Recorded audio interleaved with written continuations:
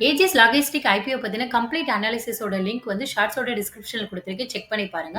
இந்த கம்பெனியோட price valuation அதிகமா இருக்கு. இவங்களோட இண்டஸ்ட்ரி அண்ட் பியர்ஸ கம்பேர் பண்ணும்போது. இவங்க ஏன் ஹையர் வேல்யூவேஷன்ல வராங்கன்றத நம்ம ஐபிஓ அப்ஜெக்டிவ் பேஸ் பண்ணி செக் பண்ணி பார்க்கலாம். இவங்க 2800 கோடி வரை ஃப்ரெஷ் மூலமா ரைஸ் பண்றாங்க. இதுல 671 கோடி வந்து மங்களூரு டெர்மினல் எக்ஸ்பென்ஷனுக்காக யூஸ் பண்றாங்க. சோ இந்த டெர்மினல் FY 26ல ஆப்பரேஷனுக்கு வந்துச்சுன்னா, இவங்களோட யுட்டிலைசேஷன் ரேட் அது மட்டும் இல்லாம எல்பிஜி செக்மெண்ட்ஸ்ல இவங்களோட கெப்பாசிட்டி வந்து 185% வரை இம்ப்ரூவ் ஆகுறதுக்கு சான்ஸ் இருக்கு. ஸோ இதனால இவங்களோட ரெவன்யூ பார்த்தீங்கன்னா 1200 கோடி வரை இம்ப்ரூவ் ஆகும். இவங்களோட பிஇ பார்த்தீங்கன்னா 128 டைம்ஸா வந்து ரெடியூஸ் ஆகுறதுக்கு சான்ஸ் இருக்கு. நெக்ஸ்ட் பார்த்தீங்கன்னா இவங்க 2015 கோடி வரை ஆல்மோஸ்ட் டெப்ட்ட வந்து ரீபே பண்றாங்க.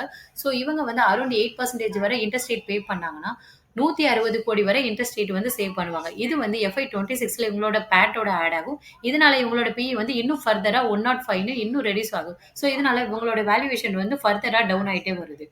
ஜாயிண்ட் வென்ச்சர் பார்த்தீங்கன்னா listed company Aegis logistics and royal Vopak. இந்த ராயல் வபக் வந்து நெதர்லாந்து பேஸ்ட் ஒரு இன்டர்நேஷனல் லெவல்ல, குளோபல் லெவல்ல லார்ஜர் டேங்க் டெர்மினல் வந்து ஹேண்ட்லிங் பண்ற கம்பெனி.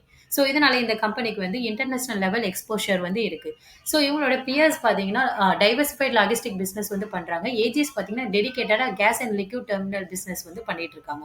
இவங்களோட ஜிஎம்பி பார்த்தீங்கன்னா அரௌண்ட் 4 to 7% ரேஞ்சில் வந்து ஃபிளக்சுவேட் ஆயிட்டு இருக்கு. சப்போஸ் இந்த கம்பெனி நெகட்டிவ் லிஸ்டிங் கொடுத்துச்சுன்னா அரௌண்ட் 5% வரை நெகட்டிவ்ல ட்ரேட் ஆகிறதுக்கு சான்ஸ் இருக்கு.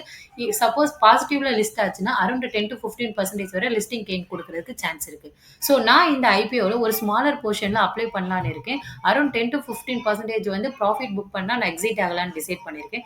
சப்போஸ் லிஸ்டிங்ல நெகட்டிவ்ல போஸ்ட் பண்ணாங்கனாலும் நான் இந்த கம்பெனியை ஃபர்தரா ஹோல்டு பண்ணி நான் எக்ஸ்பெக்ட் பண்ற ப்ராஃபிட் கிடைக்கிற வரை இந்த கம்பெனியோட ஷேர்ஸை வந்து ஹோல்டு பண்ணலான்னு இருக்கேன்.